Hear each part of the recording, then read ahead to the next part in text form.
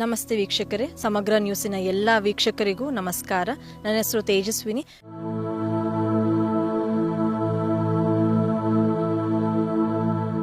ಮೊದಲು ಯೋಗ ಅಂದರೆ ಏನು, ಯೋಗವನ್ನು ಯಾಕೆ ಮಾಡಬೇಕು,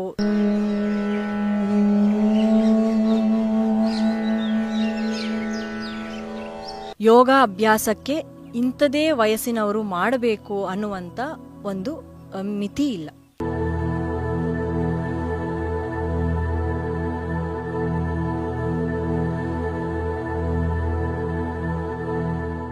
ಹಾಗಾಗಿ ನಾನು ಪ್ರತಿಯೊಬ್ಬರು ಸಮಗ್ರ ನ್ಯೂಸಿನ ಎಲ್ಲ ಸಮಸ್ತ ವೀಕ್ಷಕರಿಗೂ ಹೇಳ್ತಾ ಇದ್ದೀನಿ, ದಯವಿಟ್ಟು ಬನ್ನಿ, ಬೆಳಗ್ಗೆ ಒಟ್ಟಿಗೆ ಯೋಗಾಭ್ಯಾಸವನ್ನು ಮಾಡೋಣ. ಧನ್ಯವಾದಗಳು. ನಮಸ್ತೆ ವೀಕ್ಷಕರೇ, ಸಮಗ್ರ ನ್ಯೂಸಿನ ಎಲ್ಲ ವೀಕ್ಷಕರಿಗೂ ನಮಸ್ಕಾರ. ನನ್ನ ಹೆಸರು ತೇಜಸ್ವಿನಿ. ನಾನು ಆರುಣ್ಯ ಹೆಲ್ತ್ ಕೇರ್ ಸಂಸ್ಥೆಯ ಸಂಸ್ಥಾಪಕಿ. ಇವತ್ತಿನ ಸಂಚಿಕೆಯಲ್ಲಿ ನಾವು ಯೋಗಾಭ್ಯಾಸದ ಬಗ್ಗೆ ತಿಳಿದುಕೊಳ್ಳೋಣ. ಮೊದಲು ಯೋಗ ಅಂದರೆ ಏನು, ಯೋಗವನ್ನು ಯಾಕೆ ಮಾಡಬೇಕು, ಯಾರು ಮಾಡಬೇಕು, ಯಾವ ಸಮಯದಲ್ಲಿ ಮಾಡಬೇಕು,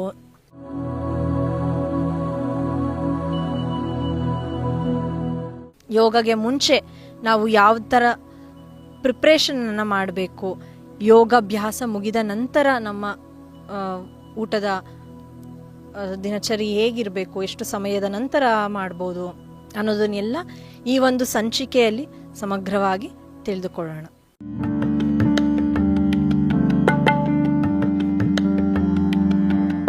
ನಾವು ಯೋಗ ಅಂದರೆ ಏನು ಅನ್ನೋದನ್ನು ನಾವು ತಿಳಿದುಕೊಳ್ಳೋಣ. ಎಲ್ಲರೂ ಹೇಳುವ ಹಾಗೆ ಯೋಗ ಕೇವಲ ದೈಹಿಕವಾದ ವ್ಯಾಯಾಮ ಅಲ್ಲ. ಯೋಗ ಅಂದರೆ ದೇಹ, ಮನಸ್ಸು ಹಾಗೂ ನಮ್ಮ ಆತ್ಮ ಮೂರನ್ನು ಒಟ್ಟಿಗೆ ಸಂಯೋಗ ಮಾಡುವಂಥ ಒಂದು ಪ್ರಕ್ರಿಯೆಯೇ ಯೋಗ ಪ್ರಕ್ರಿಯೆ. ಯೋಗದಲ್ಲಿ ಎಷ್ಟು ಅದ್ಭುತವಾದ ಶಕ್ತಿ ಇದೆ ಅಂದರೆ, ಯಾವುದೇ ಒಂದು ಸಮಸ್ಯೆಗೆ ಔಷಧಿ ರಹಿತವಾಗಿ ಪ್ರತಿಯೊಂದು ಸಮಸ್ಯೆಯನ್ನು ನಾವು ಕೇವಲ ಯೋಗಾಭ್ಯಾಸದಿಂದ, ಪ್ರಾಣಾಯಾಮದಿಂದ, ಧ್ಯಾನದ ಮೂಲಕ ಪ್ರತಿಯೊಂದನ್ನು ಗುಣಪಡಿಸಿಕೊಳ್ಳುವಂಥ ಶಕ್ತಿ ಈ ಒಂದು ಯೋಗಗೆ ಇದೆ.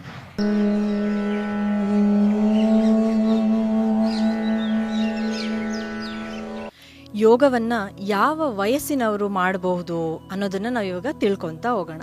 ಮೊದಲನೆಯದಾಗಿ, ಯೋಗ ಅಭ್ಯಾಸಕ್ಕೆ ಇಂಥದೇ ವಯಸ್ಸಿನವರು ಮಾಡಬೇಕು ಅನ್ನುವಂಥ ಒಂದು ಮಿತಿ ಇಲ್ಲ. ಚಿಕ್ಕ ವಯಸ್ಸಿನಿಂದ ದೊಡ್ಡವರವರೆಗೂ ಪ್ರತಿಯೊಬ್ಬರೂ ಮಾಡ್ಬೋದು. ಆದರೆ ಯಾವ ವಯಸ್ಸಿಂದ ಮೊದಲು ಶುರು ಮಾಡಬೇಕು ಅನ್ನೋದನ್ನು ನಾವು ತಿಳ್ಕೊಳ್ಳೋಣ. ಒಂದು 5 ರಿಂದ 8 ವರ್ಷದ ಮಕ್ಕಳಿಂದ ಶುರು ಮಾಡ್ಬೋದು. ಮಕ್ಕಳು ತುಂಬ ಚುರುಕಾಗಿ ಹೇಳಿದ್ದನ್ನು ಅರ್ಥ ಮಾಡ್ಕೊಳ್ಳುವಂಥ ಒಂದು ಕೆಪಾಸಿಟಿ ಅವ್ರಿಗಿದೆ ಅಂತ ಅಂದರೆ 5ನೇ ವರ್ಷದಿಂದ ಸಣ್ಣ ಪುಟ್ಟ ಅಭ್ಯಾಸದಿಂದ ನಾವು ಶುರು ಮಾಡ್ಬೋದು. ಇಲ್ಲಾಂದರೆ 8ನೇ ವರ್ಷದಿಂದ ಎಲ್ಲರೂ ಎಲ್ಲ ಥರದ ಅಭ್ಯಾಸವನ್ನು ಮಾಡ್ಬೋದು. ಹಾಗಾಗಿ ಯೋಗವನ್ನು ಯಾರು ಮಾಡ್ಬೋದು ಅನ್ನೋ ಒಂದು ಪ್ರಶ್ನೆಗೆ ಉತ್ತರ ಸಿಕ್ಕಿದೆ. ಯೋಗವನ್ನು ಪ್ರತಿಯೊಬ್ಬರೂ ಮಾಡ್ಬೋದು. ಗಂಡು ಹೆಣ್ಣು ಅನ್ನೋ ಭೇದ ಭಾವ ಇಲ್ಲ, ಇಂಥದೇ ವಯಸ್ಸು ಅನ್ನೋದು ಖಂಡಿತ ಇಲ್ಲ. ಸೊ ಎಲ್ಲ ವಯಸ್ಸಿನವರು ಮಾಡ್ಬೋದು. 5 ವರ್ಷದ ಮೇಲ್ಪಟ್ಟಿರೋಂಥ ಎಲ್ಲ ವಯಸ್ಸಿನವರು ಖಂಡಿತವಾಗ್ಲೂ ಅವರ ವಯಸ್ಸಿನ ಅನುಗುಣವಾಗಿ ಏನು ಅಭ್ಯಾಸ ಮಾಡೋಕ್ಕೆ ಅವ್ರಿಗೆ ಸಾಧ್ಯವಿದೆಯೋ ಆ ಥರ ಮಾಡುವ ಪ್ರಯತ್ನ ಮಾಡ್ಬೋದು.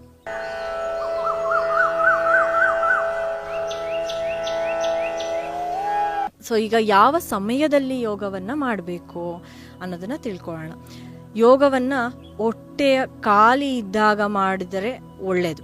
ಹಾಗಾಗಿ ನಾವು ಮುಂಚೆಯಿಂದನೂ ನಾವು ಯಾವ ಸಮಯದಲ್ಲಿ ಯೋಗಾಭ್ಯಾಸನ ಜಾಸ್ತಿ ಮಾಡ್ತೀವಿ, ಬೆಳಗಿನ ಜಾವ ಮಾಡ್ತೀವಿ, ಇಲ್ಲ ಅಂದರೆ ಈವ್ನಿಂಗ್ ಸಂಜೆಯ ಸಮಯದಲ್ಲಿ ಮಾಡ್ತೀವಿ ಅಲ್ವಾ. ಹಾಗಾಗಿ ನಾವು ಉಸಿರಾಟದ ಅಭ್ಯಾಸವನ್ನು ಬೆಳಗ್ಗೆ ಮಾಡಿದ್ರೆ ತುಂಬ ಒಳ್ಳೆಯದು. ಯೋಗ ಅಂದರೆ ಕೇವಲ ಆಸನ ಮಾತ್ರ ಅಲ್ಲ ಅಲ್ವಾ, ನಮಗೆಲ್ಲ ಗೊತ್ತದು.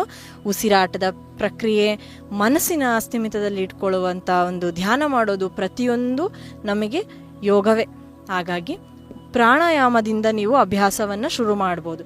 ಯಾರಿಗೆ ಜಾಸ್ತಿ ಆಸನ ಮಾಡೋಕ್ಕೆ ಆಗಲ್ಲ, ಏನಾದರೂ ಸಮಸ್ಯೆ ಇದೆ ಅಂತ ಅನ್ನೋರು ಧ್ಯಾನದಿಂದ, ಪ್ರಾಣಾಯಾಮದಿಂದ ನಿಮ್ಮ ಯೋಗಾಭ್ಯಾಸವನ್ನು ಶುರು ಮಾಡ್ಬೋದು.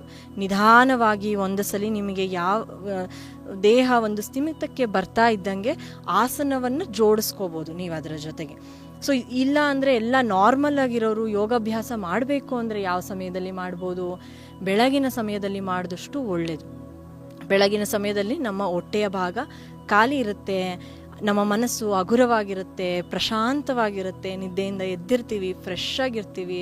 ಸೊ ಆಗ ನಾವು ಏನೇನೇ ಅಭ್ಯಾಸ ಮಾಡಿದ್ರು ಎಲ್ಲವನ್ನು ಅನುಷ್ಠಾನಕ್ಕೆ ತರುವಂಥ ಒಂದು ಪ್ರಯತ್ನ ಖಂಡಿತವಾಗ್ಲೂ ಯಶಸ್ವಿಯಾಗಿ ಆಗುತ್ತೆ. ಹಾಗಾಗಿ ಯೋಗಾಭ್ಯಾಸವನ್ನು ನಾವು ಬೆಳಗಿನ ಜಾವ ಮಾಡಿದ್ರೆ ಅತ್ಯುತ್ತಮ. ಈವ್ನಿಂಗ್ ಮಾಡ್ಬೋದು ಸಂಜೆ ವೇಳೆಗೆ, ಆದರೆ ಸಂಜೆಯ ಸಮಯದಲ್ಲಿ ಮಧ್ಯ ಏನನ್ನೂ ತಿಂದಿರದೆ ಒಂದು ಅಟ್ಲೀಸ್ಟ್ ಒಂದು 3 ಅವರ್ ಆದರೂ ನಾವು ಒಂದು ಗ್ಯಾಪ್ ಕೊಟ್ಟರೆ ಊಟ ಆದಮೇಲೆ ತುಂಬ ಒಳ್ಳೆಯದು.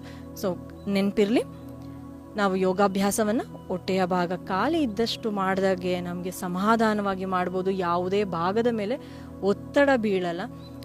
ನಾವು ಮಾಡುವ ಅಭ್ಯಾಸ ಯಶಸ್ವಿಯಾಗಿ ಆಗತ್ತೆ. ನಮಗೆ ಯಾವ ಒಂದು ರಿಸಲ್ಟಿಗೋಸ್ಕರ ನಾವು ಯೋಗಾಭ್ಯಾಸವನ್ನು ಅಭ್ಯಾಸ ಮಾಡ್ತಿರ್ತೀವೋ ಅದು ಖಂಡಿತವಾಗ್ಲೂ ಯಶಸ್ವಿಯಾಗಿ ಪೂರ್ಣಗೊಳ್ಳುತ್ತೆ.